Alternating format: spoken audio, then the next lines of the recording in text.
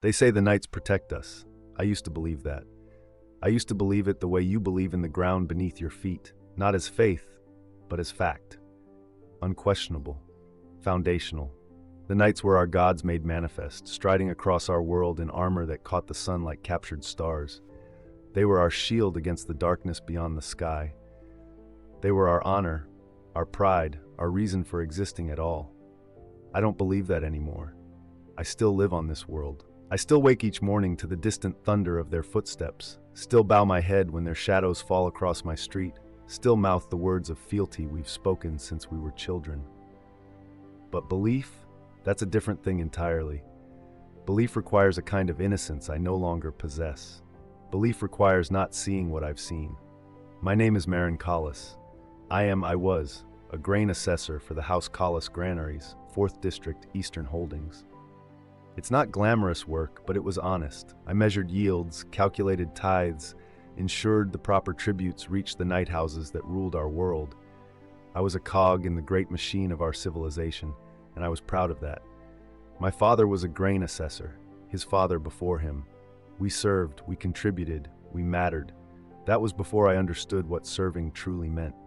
Let me tell you about my world. About Valdane Tertius, jewel of the Valdane system, home to 3 night houses and 17 million souls who exist to support them. It's a feudal world, they told us, an honored tradition stretching back to the dark age of technology itself. We should be grateful, they said. Other worlds burn, other worlds starve, other worlds scream into the void, and no one answers. We had knights, we had order, we had purpose. The cities of Valdane Tertius are old, not as old as the knights themselves, but old enough that no one remembers who laid the first stones. They spread across fertile valleys between rust-colored mountains, buildings of gray stone and darker timber, rising in terraced layers like geological strata. From the central plaza of any city, you can see the carapace halls, fortress cathedrals where the knights are housed, maintained, worshipped. They dominate every skyline. Massive structures designed to accommodate engines of war 50 meters tall.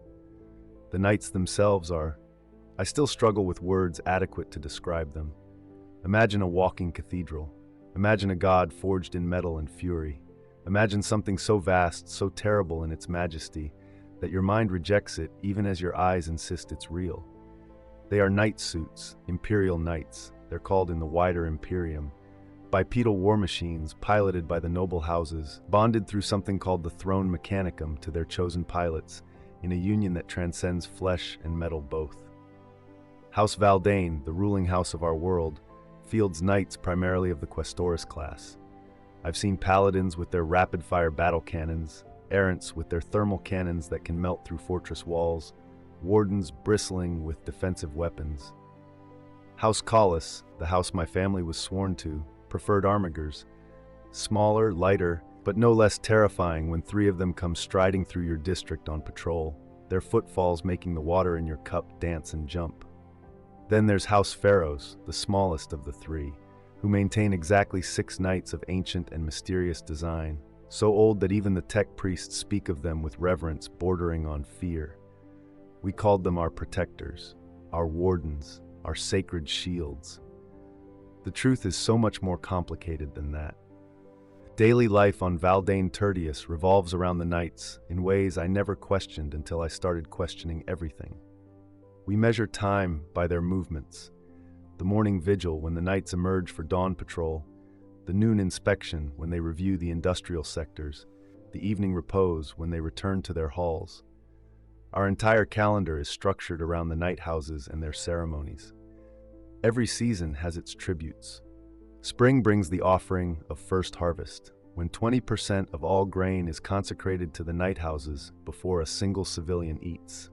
Summer demands the tithe of labor, 1 month where able-bodied citizens work directly on night maintenance, polishing armor plates the size of houses, cleaning weapons that could level city blocks. Autumn is the season of blood oaths, when families renew their sworn bonds to their patron houses in ceremonies that last for days.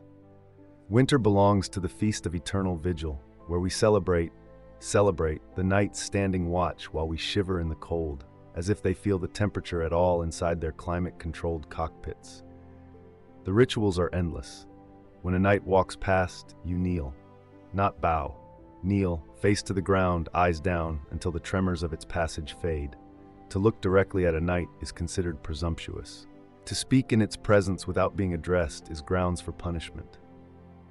I've seen men beaten bloody by house armsmen for forgetting to avert their eyes quickly enough.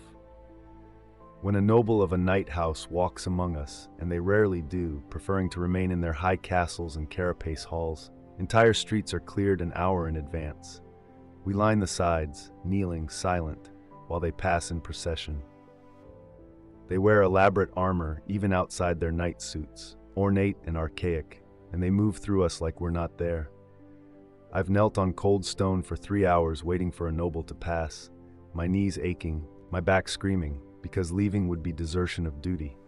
Desertion means flogging. Repeat desertion means death. The taxes are crushing, but we bear them because we're told we must. 40% of all agricultural yield, 30% of all manufactured goods, 20% of all children born in a given year to be assessed for potential service to the knight houses, as serfs, armsmen, tech acolytes, or in the rarest cases, as potential pilots themselves. Most are rejected. The rejected ones return to their families broken in ways they can never articulate, haunted by tests they're forbidden to describe. The knight houses demand everything and give back order. Structure, the promise of protection. I never questioned it. No one did. This was simply how things were, how they'd always been, how they must be. The alternative was chaos. The alternative was being defenseless against a universe that wanted to devour us. Better servitude than extinction, yes? Better to bow than to burn. I believed that. Emperor, forgive me. I believed that completely. The first crack in my certainty came on an ordinary day. I was walking through the merchant quarter, heading to assess a disputed granary shipment, when the warning bells rang.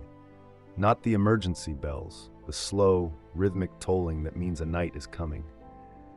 Everyone immediately stopped what they were doing. Merchants abandoned their stalls. Customers dropped their purchases. Children were snatched up by parents. In the space of 30 seconds, a bustling street became a corridor of kneeling supplicants. Every head bowed, every eye downcast. The ground started shaking. Just small tremors at first, rhythmic, growing stronger. Dust sifted from the eaves of buildings. A loose tile fell from a rooftop and shattered on the street, but no one flinched. No one moved. We knelt and we waited. Then it appeared at the end of the street. House Valdane's Knight Paladin, stalwart duty, one of the primary defenders of the Eastern Territory. 50 meters of consecrated war machine, painted in the deep crimson and gold of House Valdane, its armor plates inscribed with oaths and litanies and the names of its pilots stretching back 3,000 years. Its reactor hummed with barely contained power. Its weapon mounts, a rapid-fire battle cannon on one arm, a Reaper chainsword on the other, were angled skyward in ceremonial rest position, but still radiated menace. It walked down our street. Just walked, not hurrying, its massive feet, each one the size of a hab unit room, placing carefully on the broad paving stones designed to support such weight. The sound was indescribable. Thunder would be too simple a word. It was rhythm made physical, force made audible, a drumbeat that you felt in your organs and bones and teeth. Each step rattled shutters, made walls groan, sent waves through the ground that you could see propagating through puddles and dust. I was kneeling in front of a baker's shop.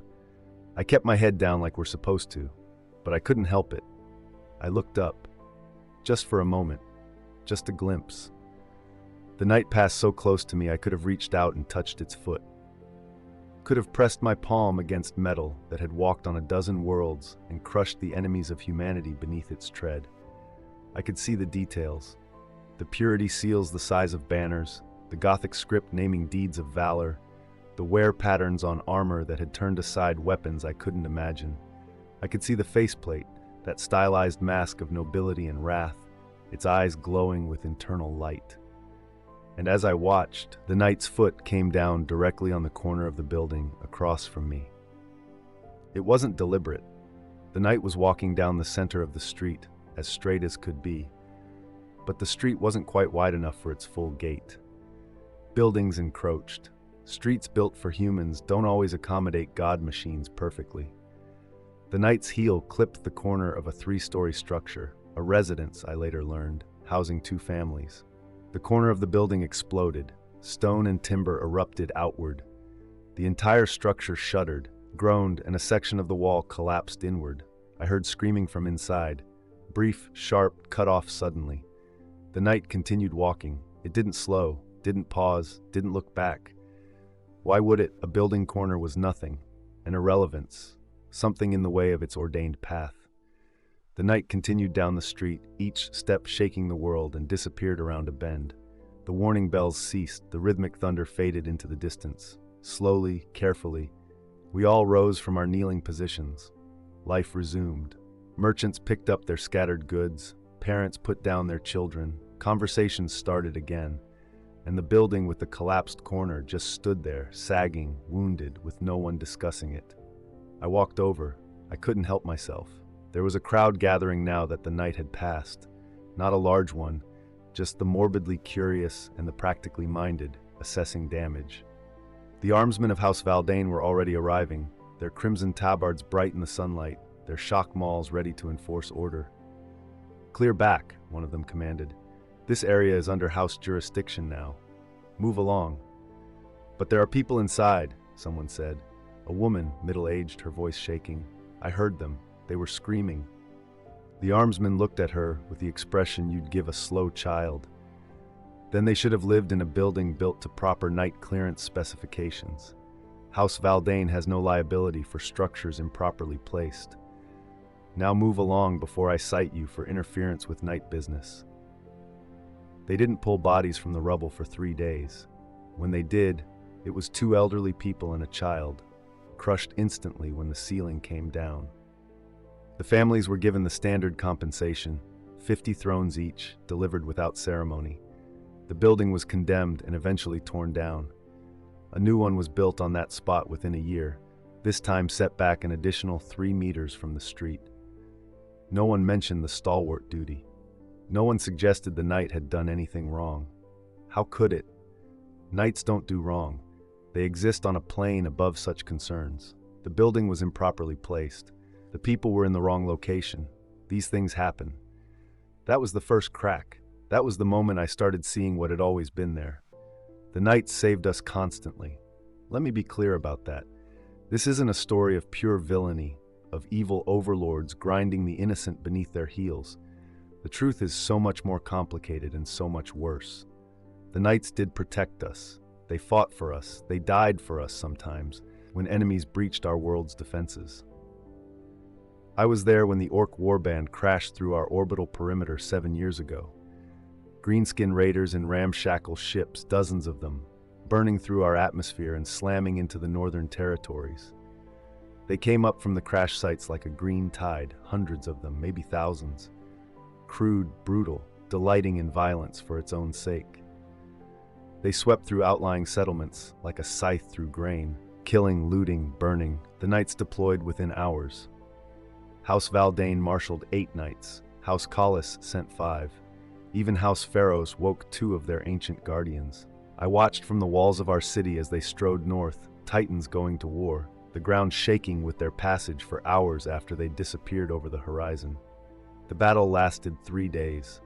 We could hear it. The thunder of artillery, the screaming of chainswords, the awful organic roaring of the orcs. We could see the flashes on the horizon at night, lightning that wasn't lightning, fire painting the belly of the clouds red. When it was over, the knights returned. They'd won. Every orc was dead or scattered, their crude machines destroyed, their warband broken. We celebrated. We rang bells and lit fires and praised the emperor and the noble houses. The knights had saved us. Without them, the orcs would have reached our cities. Without them, we'd all be dead. And we would have been. That part was true. The knights saved our lives, no question. But I saw what came back. I was part of the work crew sent to catalog what could be salvaged from the northern settlements. What I saw there haunts me still. The settlements were gone, not just damaged, gone, erased. Where there had been villages and farms and granaries, there was only churned earth and scattered rubble. The orcs had destroyed some of it, yes. Their crude weapons had burned buildings, and their axes had shattered walls. But the worst damage came from the knights themselves. They'd fought through the settlements to reach the orcs, Buildings that stood in their way were trampled or knocked aside. Streets were cratered by their footfalls. When they fired their weapons, they didn't account for what stood behind their targets. A thermal cannon that killed 20 orcs also vaporized the granary those orcs had been standing near. A battle cannon that devastated an orc position also demolished the chapel and school beside it. When a knight needs to reach a battlefield quickly, it doesn't take roads. It cuts straight across the landscape, through fields and forests and sometimes settlements. Why wouldn't it? Minutes matter in warfare. A knight delayed is a knight that might arrive too late, so they go direct.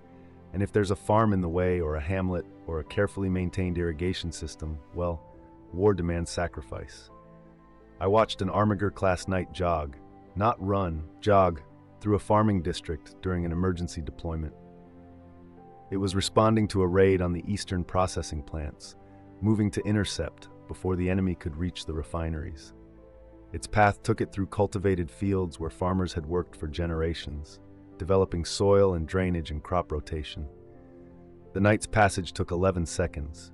It left a scar of churned earth 20 meters wide and 3 kilometers long. Every crop destroyed, every carefully managed terrace collapsed, drainage systems ruined. The families who farmed those fields compensated. Standard rates, 100 thrones per hectare of destroyed cropland. Not enough to replant, not enough to repair the damage, certainly not enough to replace an entire season's yield, but compensation nonetheless. The Night House had been generous. The families thanked them. Publicly, ceremonially, they knelt and thanked the noble house for its gracious compensation and the honor of serving in the defense of the realm. What else could they do? Complain? Suggest the knight should have taken a longer route?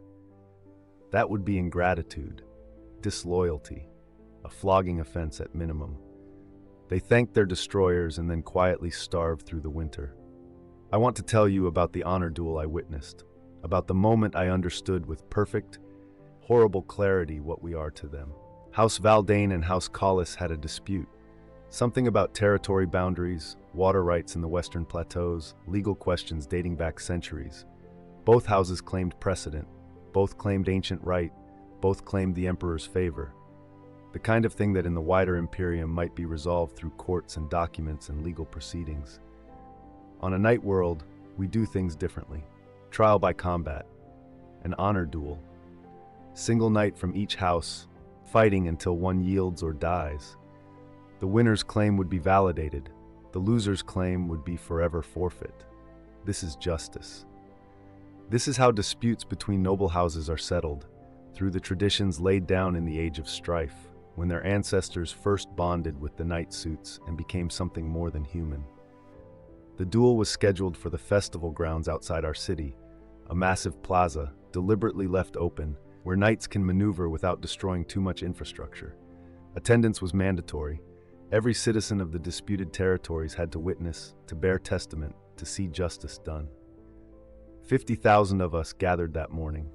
We lined the edges of the plaza, held back by armsmen and barrier ropes, watching as the two knights took their positions.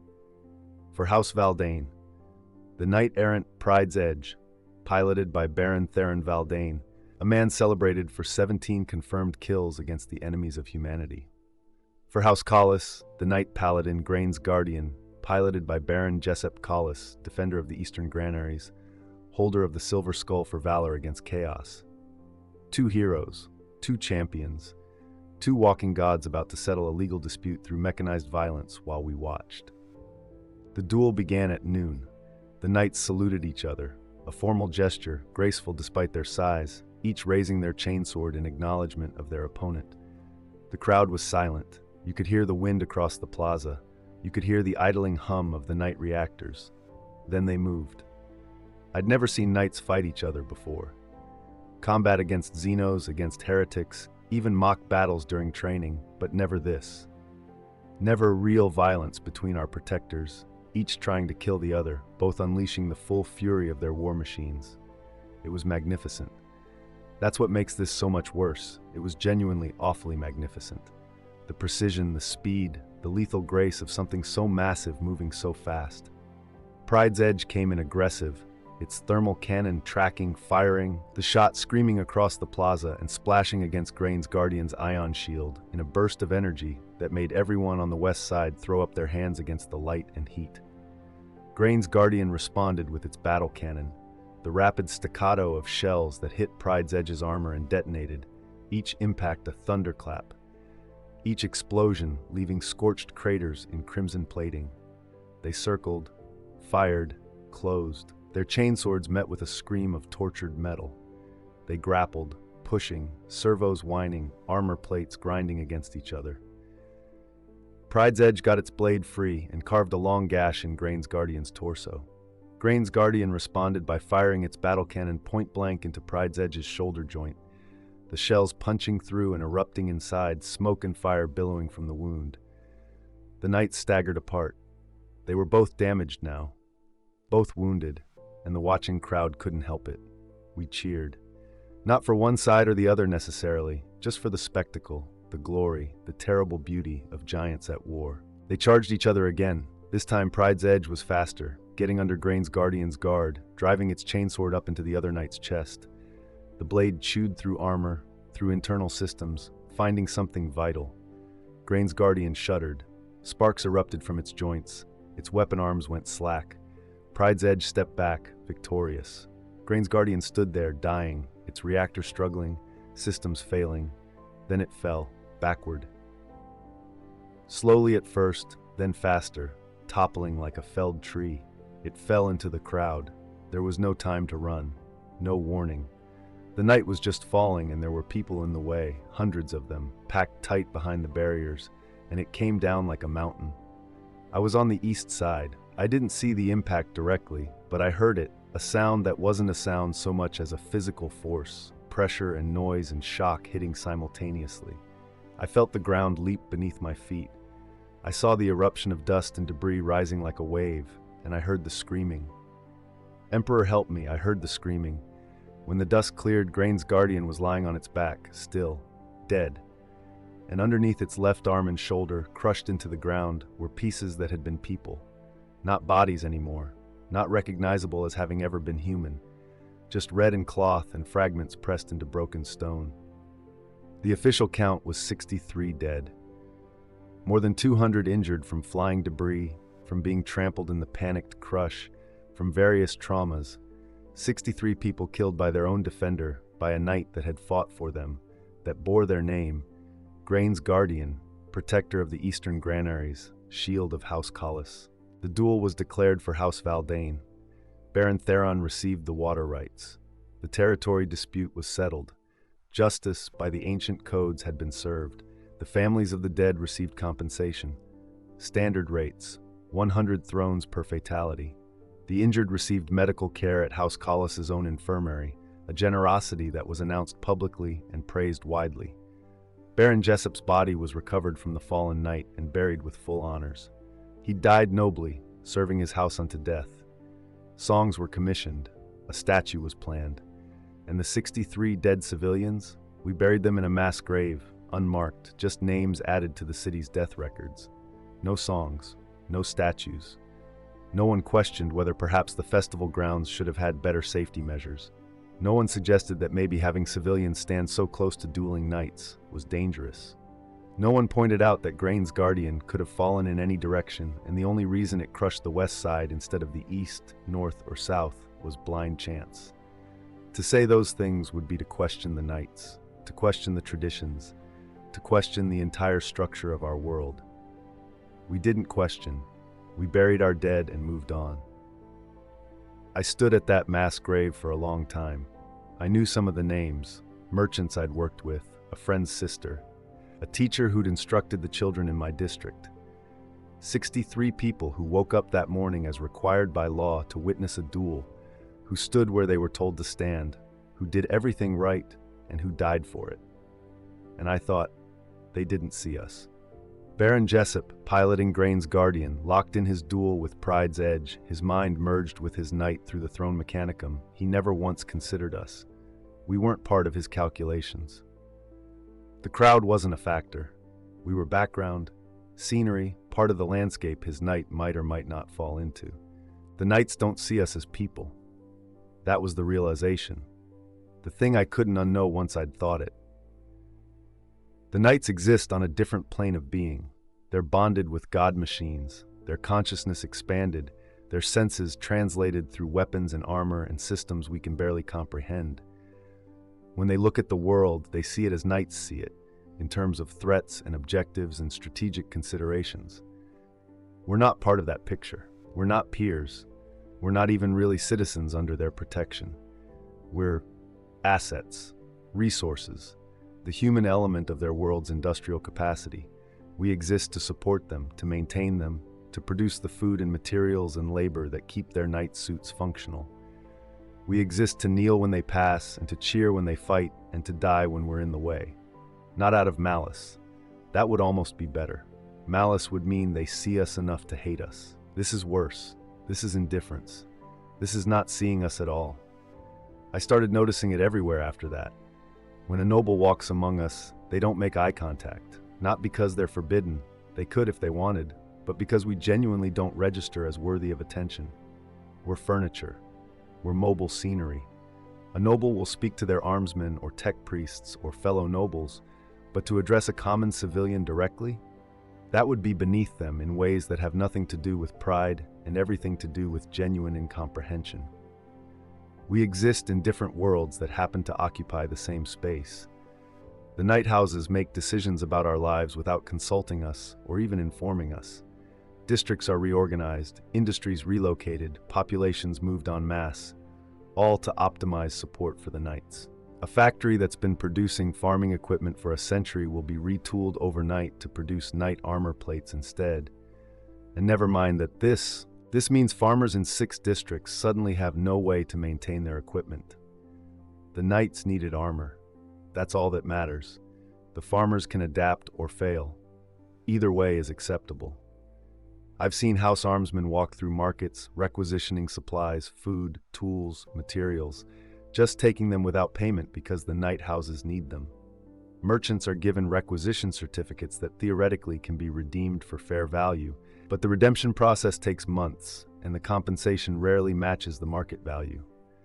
Complaining is futile. The armsmen serve the knights. The knights protect us. Therefore, we provide what they need. The logic is circular and absolute. There's a story, probably apocryphal, but maybe not, about a district administrator who requested an audience with House Valdane to discuss infrastructure improvements. The district's water system was failing, causing sickness, and repairs would require access to materials currently allocated to knight maintenance. The administrator made his case carefully, respectfully, with detailed documentation showing the human cost of inaction. The noble who received him listened politely, then asked, "Will this infrastructure failure prevent your district from meeting its production quotas?" "No, my lord, but will it prevent the district from providing its full tithe of labor and materials to the knight halls?" "No, my lord, but people are dying." "Then I see no urgency. Maintain your quotas." Dismissed. The administrator left. The water system was never repaired. The district's population declined by 11% over the next 3 years from disease and people emigrating to healthier areas. Production quotas were maintained by requiring longer hours from fewer workers. The system functioned as intended. We are not part of their moral calculus. Our suffering, our lives, our hopes, they exist on a scale too small for the knights to perceive. They see populations, not people. They see production capacity, not human beings.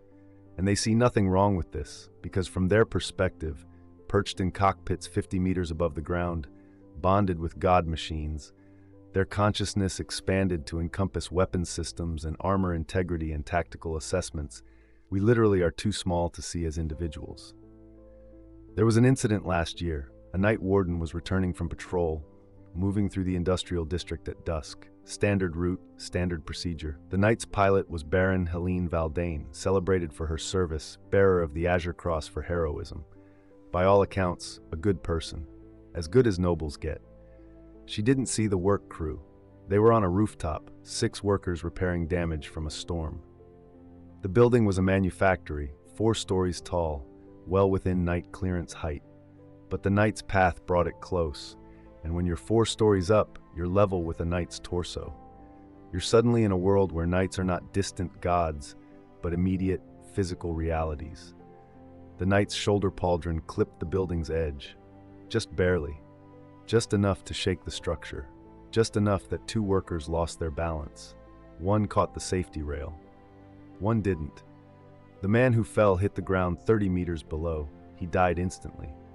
His name was Corvin Hale. He had 3 children.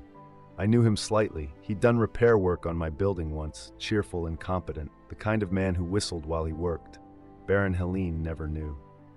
The night walked on. It was returning to its hall, following its established route. And why would it notice? The pilot's attention was on her systems, her route, her night's status after a long patrol. One falling human, one small impact on a building, one death. These things didn't register. The sensors that let a knight target enemy armor at 5 kilometers don't flag individual humans at close range. We're beneath the resolution threshold. Corvin's family received the standard death benefit. 75 thrones, slightly more than the usual because it was technically a work-related death. They thanked House Valdane for its generosity. They attended the memorial service where Corvin's service to the realm was praised. They learned to live with his absence. Baron Helene Valdane doesn't know Corvin Hale existed. She never will. Why would she? He was one death, one inconsequential human, in a district of thousands, on a world of millions, in an imperium of untold trillions. He didn't matter. His children don't matter. His widow doesn't matter. We don't matter. Let me tell you about the Harvest Festival of last year. It's one of our oldest traditions, dating back to the founding of our world. Every autumn, we celebrate the harvest, give thanks to the Emperor, and present the first tithe to the night houses. It's supposed to be joyous. Music, dancing, feasting on what little we're allowed to keep after the tithes are collected. The ceremony requires knights to attend. 3 of them, representing the 3 houses, standing in the festival plaza while we bring cartloads of grain and lay them at their feet. It's symbolic. The carts contain token amounts. The real tithe has been collected over weeks and sits in house granaries already. But the ceremony must be observed. That year, House Pharaohs sent one of their ancient knights, the Eternal Watcher, a knight so old its design predated the current classification system. A relic from the Age of Strife, maintained through the millennia, its armor covered in honors from wars whose names are forgotten. It stood in the plaza, silent, imposing, while we conducted the ceremony. Everything went perfectly. The grain was presented, the prayers were said, the oaths renewed. Then, ceremony complete, the knights began to leave. The Eternal Watcher turned to exit. Its foot placement was slightly off, whether from ancient joints not quite precise anymore, or terrain irregularity, or just chance, I don't know. Its heel came down on one of the ceremonial grain carts. The cart exploded. Wood and grain and metal bands erupted outward. Splinters the size of daggers flew in all directions. 4 people were hit. 1 lost an eye. 2 needed extensive medical care for puncture wounds. 1, a child standing too close, was struck in the throat by a piece of wood and died choking on blood before any medic could reach her. The Eternal Watcher completed its turn and walked away. It never paused. The pilot never acknowledged what happened. Maybe they didn't notice. Maybe they did and didn't consider it significant. A cart was destroyed. That's a logistics issue. Some humans were hurt. That's unfortunate but irrelevant to the night's operations. The ceremony continued. We cleaned up the mess, carried away the wounded and the dead, and finished presenting the tithes to the other 2 knights. Because the ceremony must be completed, tradition must be observed. The harvest must be blessed by the presence of knights, and what are a few human casualties compared to that? The girl's name was Senna. She was 9 years old. She wanted to be a teacher. I've been trying to tell you what it's like to live here without making the knights into monsters. They're not. That's the terrible thing. They're not evil. They're not cruel. They're not sadistic tyrants who delight in oppression. They're heroes, genuinely. They fight for humanity. They stand against xenos and chaos and all the horrors of the galaxy. They've saved this world dozens of times. Without them, we'd be extinct. But they cannot see us as people. It's not that they choose not to. It's that their existence, their role, their very nature makes it structurally impossible. When you bond with a knight through the Throne Mechanicum, You're merging your consciousness with a war machine. Your senses become its sensors. Your body becomes its body. You perceive the world through targeting arrays and threat assessments and strategic matrices. You think in terms of battlefield geometry and weapons solutions and honor debts. There's no sensor for human suffering, no targeting system for compassion, no strategic value in noticing individual lives. The nobles are trained from birth for this role. They're conditioned, educated, indoctrinated into a worldview where they are the protectors, the warriors, the sacred guardians of humanity. And we, everyone who isn't bonded to a knight, are the protected. The masses, the population, the human resources that must be managed, directed, and occasionally sacrificed for the greater good. They believe this absolutely. It's not hypocrisy, it's genuine conviction. They bear the burden of protection, the weight of the knight suits, the responsibility of standing between humanity and annihilation. In their minds, they sacrifice everything for us. Their bodies are racked by the neural strain of the throne mechanicum. Their minds are scarred by decades of war. They carry honor debts and family obligations that stretch back millennia. They see themselves as tragic heroes, bearing terrible burdens so that we can live. And they're not entirely wrong. That's what makes this so impossible to navigate. The knights do bear tremendous burdens. The toll of piloting a knight is real. Physical damage, psychological trauma, the weight of command decisions where thousands of lives hang on, split-second choices. They do sacrifice. They do suffer. Many die in service, their knights falling in battles against enemies I can barely imagine. But their sacrifice doesn't negate our suffering. Their heroism doesn't erase our deaths. And their inability to see us as individuals doesn't make being invisible hurt any less. I think about Corvin Hale, falling from a rooftop because a knight's shoulder brushed a building. I think about Senna bleeding out on festival stones because a knight's foot missed its mark. I think about the 63 people crushed beneath Grain's Guardian, whose names I memorized from the death records because no one else seemed to think they mattered enough to remember.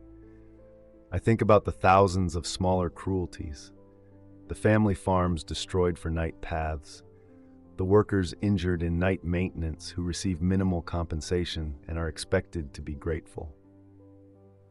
The children taken for testing and returned broken, never speaking of what they endured. The districts reorganized without consultation, lives uprooted overnight because night logistics demanded it. The endless tithes, the crushing taxes, the mandatory ceremonies where we kneel for hours in the cold to honor beings who wouldn't notice if we disappeared. We exist to serve the knights. That's our purpose. Our entire civilization is structured around their needs. And they, in turn, exist to protect us, but protection of populations, not people.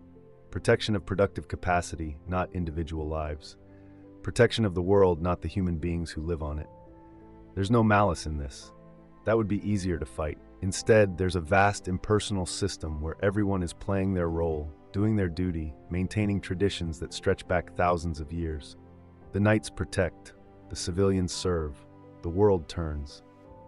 The Imperium endures, and individual human lives are statistical noise in the grand calculus of survival.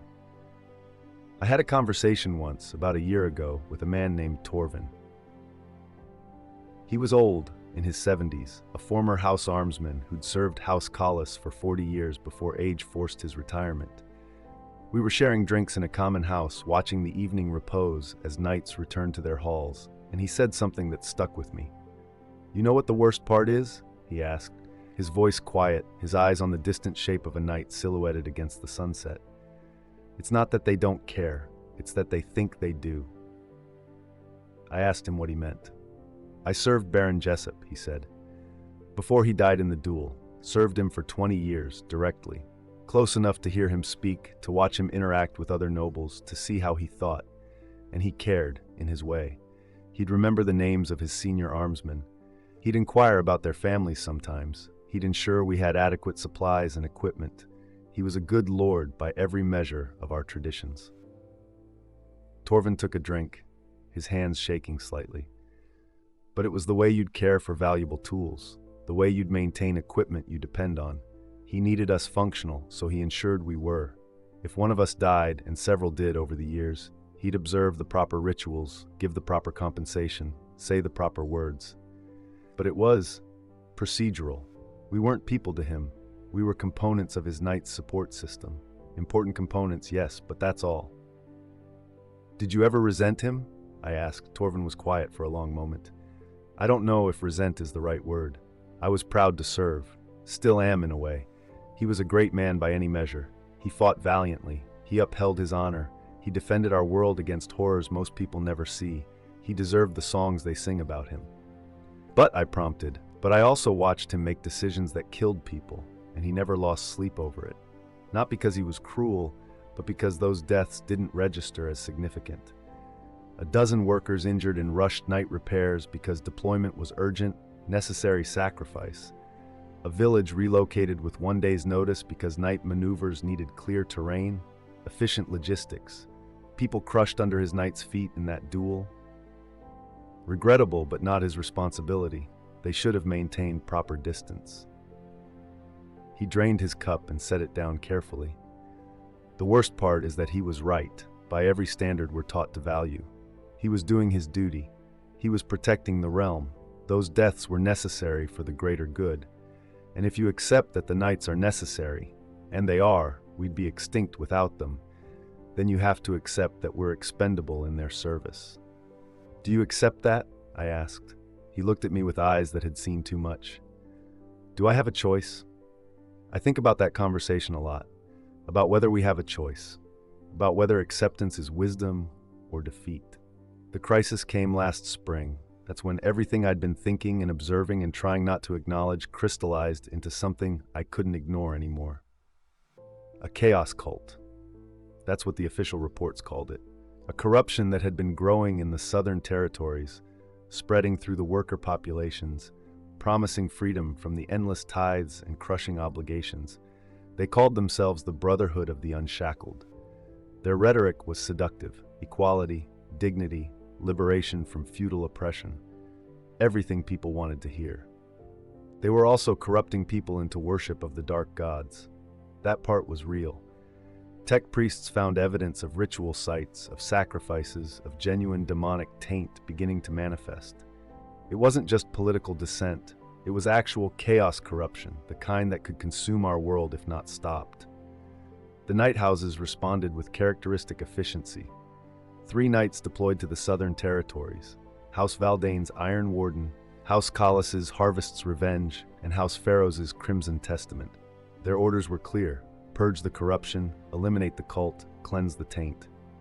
I was sent south as part of the assessment team.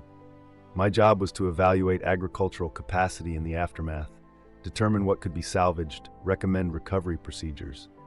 It was routine administrative work. I'd done it before after Ork raids and industrial accidents. Nothing prepared me for what I found. The knights had been thorough. The cult was gone. Every member killed, every site burned, every trace of corruption obliterated. They'd done their job perfectly. The chaos taint was eliminated. The world was saved from a threat that could have destroyed everything. But the southern territories were gone too. Not just the cult members. Everyone. The entire population of 6 major settlements, 3 industrial districts, and countless smaller communities. Hundreds of thousands of people. Dead. All of them. Because they couldn't tell who was corrupted and who wasn't. Because chaos taint spreads through populations in ways that aren't always visible. Because the safest solution, the most efficient solution, the solution that guaranteed complete cleansing, was to eliminate everyone who'd been exposed. I walked through a town called Sarrow's End, population 15,000. It had been a farming community, quiet and productive, known for its grain mills. The cult had operated there for months, according to the reports, holding secret meetings, recruiting members, spreading corruption. The knights had walked through Sarrow's End like they walked through everywhere, directly, efficiently, thoroughly. Every building was collapsed or burned. Every street was cratered. The town square where people had gathered for markets and festivals was a scorched crater. The temple, the school, the communal halls, all rubble. And the bodies. Emperor, forgive me, the bodies. They hadn't just killed the cultists. They'd killed everyone.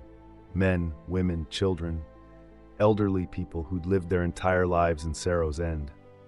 infants who'd never made a choice about anything. I found a school that had been hit with an incendiary weapon. The building was ash, and inside it were the carbonized remains of what had been children and their teacher, frozen in positions that suggested they'd been huddled together when the fire came. I stood in the ruins of a residential district, and I screamed. No one was there to hear me, just me and the ash and the silence and the terrible understanding of what had happened. The Knights had saved our world. That was true. The chaos cult would have spread if left unchecked. The corruption would have grown. Eventually, it might have consumed everything, turned our world into a daemon-infested hellscape. The Knights had prevented that. They'd done their duty. They'd protected humanity from chaos, but they'd done it by killing humanity. By deciding that everyone in the affected regions was potentially compromised and therefore expendable. By choosing the certainty of mass slaughter over the risk of incomplete purging. And from their perspective, it was the right choice. It was the only choice. You don't negotiate with chaos. You don't take chances with corruption. You purge it completely and accept the collateral damage because the alternative is extinction. Baron Helene Valdane, who piloted Iron Warden during the Purge X, command of making impossible choices, of the weight of responsibility for protecting billions by sacrificing thousands. She spoke of honor and duty and the Emperor's will. She spoke of prayers for the fallen and hope that their sacrifice would be remembered. She spoke about them as numbers, statistics, acceptable losses in defense of the greater whole. She never mentioned names because she didn't know any names. 15,000 people in Sarrow's End, and she couldn't have named a single one. They were just population, just corruption vectors, just targets that needed to be eliminated. She believed she was a hero. In her understanding of the world, she was. She'd made the hard choice. She'd borne the burden of necessary violence. She'd saved the world from chaos at terrible personal cost. Because yes, killing that many people does leave a mark even on a noble's conscience, even if they're convinced it was necessary. But standing in the ruins of Sarrow's End, surrounded by ash and bones and the terrible silence of mass death, I couldn't see a hero. I could only see the inevitable conclusion of a system where some people matter and others don't, where some lives are valuable and others are expendable, where knights protect humanity but don't see humans. I found a teddy bear in the rubble, small, singed, one arm missing. It had belonged to a child. That child had a name, a personality, favorite foods, fears, dreams, everything that makes a person real. That child might have been corrupted by chaos. Children can be compromised as easily as adults. Or that child might have been completely innocent, just living in the wrong place when judgment came. The knights didn't know, couldn't know, didn't have time to know. So they made the efficient choice, the safe choice. The choice that protected the many by sacrificing the few. Or in this case, the few 100,000. I carried that teddy bear with me out of the ruins. I still have it. I don't know why. Maybe as evidence. Maybe as reminder. Maybe just because someone needed to acknowledge that the child who owned it existed, mattered, was real. The southern territories were declared cleansed. Resettlement initiatives were planned. Within 5 years, the region would be repopulated and productive again. The incident would become history, a footnote in the chronicles of House Valdane's victories against chaos. The knights who conducted the purge were honored for their service, their names added to rolls of distinction. And the hundreds of thousands of dead, mass graves, unmarked, forgotten within a generation. Their sacrifice was noted in official records, but their names weren't. Too many names, too much administrative burden. They were honored collectively and buried anonymously. We held a memorial service. The entire world observed a day of mourning. Knights stood vigil in every major city. Nobles gave speeches about sacrifice and duty. We lit candles and said prayers and thanked the Emperor for our continued survival. And then we went back to work. Because what else could we do? The knights needed to be maintained. The tithes needed to be collected. Production quotas needed to be met. Life continued because life always continues, even in the shadow of atrocity. Even when you've seen what you've seen and can't unknow it. I tried to talk about it once. At a gathering of administrators, people I worked with, people I thought might understand. I mentioned the school in Sarrow's End, the children who'd burned, whether there might have been another way. The conversation stopped. People looked at me like I'd said something obscene. One man, a senior assessor I respected, took me aside afterward. "Don't," he said simply. "Don't what?" "Don't question, don't doubt, don't let it show if you do. The knights did what was necessary. Chaos is absolute evil. The purge was justified. Just failure to understand the hard mathematics of survival. Maybe. But I don't think so.